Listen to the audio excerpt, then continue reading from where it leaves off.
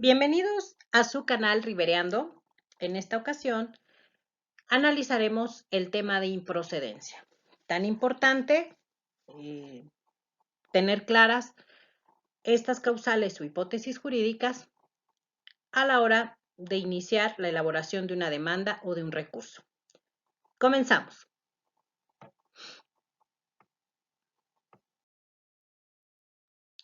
La palabra improcedencia es de origen latín. Im, que significa no, procedentis, que es la unión de tres elementos, pro, sinónimo de a favor, cedere, que se traduce como andar, y el sufijo ente, que es equivalente a agente. De ahí que el adjetivo improcedente califica lo que no es adecuado, oportuno y correcto, en términos generales.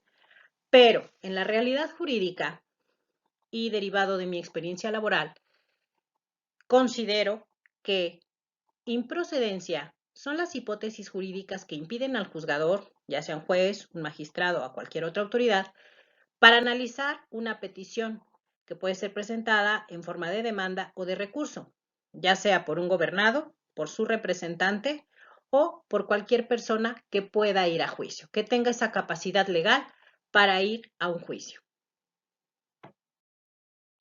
Comencemos con el primer tipo de improcedencia, que sería la constitucional. Y ella surge precisamente por aquellas hipótesis o razones que están contenidas en algunos artículos constitucionales donde nos dice que son inatacables y por ende, si el gobernado va a juicio en contra de ellas, no obtendrá una resolución o sentencia favorable, ya que incluso desde el momento en que se promueve la demanda o el recurso correspondiente, la autoridad lo desechará por improcedente. La Constitución Política de los Estados Unidos Mexicanos de 1917, en su artículo 28, nos dice que los actos del proceso de selección para designar comisionados por parte del Instituto Federal de Telecomunicaciones son inatacables. Dentro del artículo 100, enuncia que las decisiones del Consejo de la Judicatura Federal serán definitivas e inatacables y, por tanto, no procede juicio ni recurso alguno en contra de estas, salvo las que se refieran a la designación, adscripción, ratificación o remoción de magistrados y jueces, las cuales podrán ser revisadas por la Suprema Corte de Justicia de la Nación. Así, también en el artículo 110, que es el encargado de indicar cómo se debe llevar a cabo el juicio político, indica en la parte final que las declaraciones o resoluciones de las cámaras de diputados y senadores son inatacables. Esto se traduce en que si tú quisieras ir a demandar alguna de estas hipótesis, pues obviamente lo que vas a recibir por parte de la autoridad o la contestación que te va a dar es que es improcedente tu juicio. El otro tipo de improcedencia es la llamada legal, que surge obviamente de todas las legislaciones federales a través de las cuales se determina que el juzgador no puede estudiar el fondo del asunto y por ende determina que se debe sobreseer el juicio. En el caso de México, una de las leyes que tiene mayores causales de improcedencia es la ley de amparo, en su artículo 61 en 23 fracciones, a través de las cuales se detalla por qué el juicio de amparo es improcedente, ya sea en la vía directa o en la vía indirecta. Entonces, una recomendación que yo te doy es que antes de elaborar una demanda, revises si tu caso, tu hipótesis jurídica, no está dentro de estas 23 fracciones, porque vaya, el resultado final va a ser que el juez de distrito, el magistrado o algún ministro de la Suprema Corte de Justicia de la Nación te van a sobreseer el juicio. Ya habrás trabajado en balde, habrás tenido desveladas y eso se va a traducir en que pues tampoco eres muy estudioso de la legislación, porque en cuanto veas el resultado y adviertas que fue por una causal de improcedencia, se dará cuenta tu cliente o tú mismo de que no advertiste estas causales, cosa que podría también causarte un poco de desprestigio. Algunas de estas 23 hipótesis, comenzamos con la primera, nos dice que el juicio de amparo es improcedente con tradiciones o reformas a la Constitución Política de los Estados Unidos Mexicanos. En la fracción 2 nos dice que contra actos de la Suprema Corte de Justicia de la Nación no procederá el juicio de amparo. Recordemos que la Suprema Corte de Justicia de la Nación hace un análisis minucioso de todos los casos que son sujetos a su consideración. Entonces, por eso precisamente, si nosotros no estamos de acuerdo con lo que ella haya determinado, el juicio o alguna demanda será improcedente, porque lleva un estudio laborioso cada uno de los asuntos sujetos a su consideración, ya sea en una acción de inconstitucionalidad, en una controversia constitucional, en algún recurso, en algún amparo. Entonces, hay que ser muy cauteloso y estudiar y analizar las causales de por qué resolvió de tal o cual forma. También el juicio de amparo es improcedente contra actos del Consejo de la Judicatura Federal. Ya veíamos la causal de improcedencia constitucional que nos dice que hay una salvedad, pero tratándose de actos administrativos que atañen a jueces y magistrados, pero todo lo demás que pudiera ser cese, suspensión de labores de personal que no esté inmerso en esta hipótesis, pudiera ser el juicio improcedente. Entonces hay que tener cuidado para revisar esas hipótesis.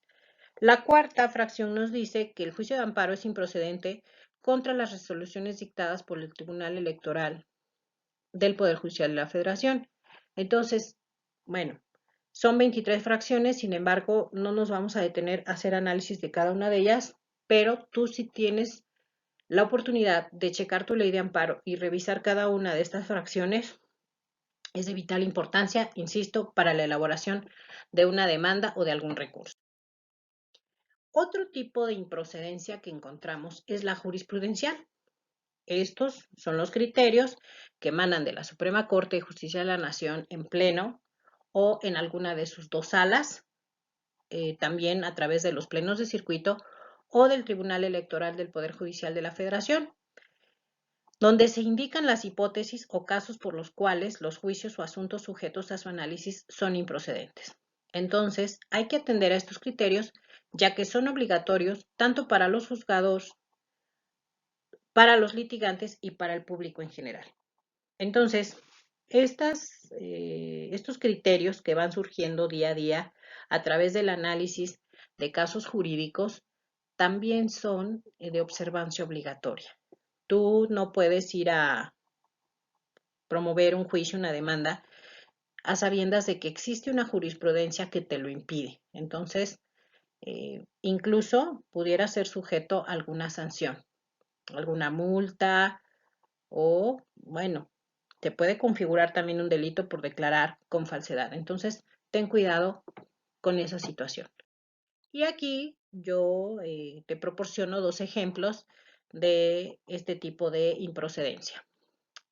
Este registro, que es el 2022-205, que es de un tribunal colegiado de circuito, nos dice que el juicio de amparo directo es improcedente contra actos de ejecución reclamados de manera independiente. Te dejo el rubro y el texto para que tú analices de manera particular el caso sujeto a revisión y veas por qué se declaró improcedente el juicio de amparo directo.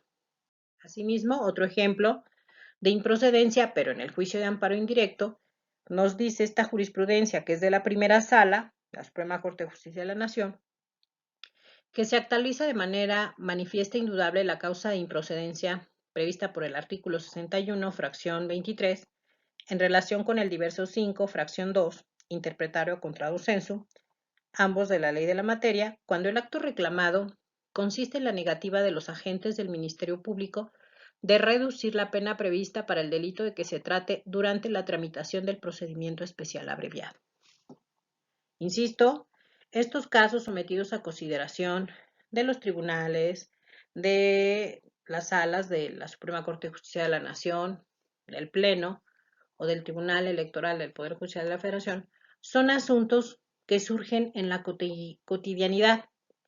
Llegan los casos, los revisan y de ahí ellos precisan por qué causas no sería procedente el juicio. Entonces, actualízate, revisa si hay alguna reforma en la Constitución, en las leyes o en la jurisprudencia, porque también las jurisprudencias a lo largo del tiempo pueden ir cambiando.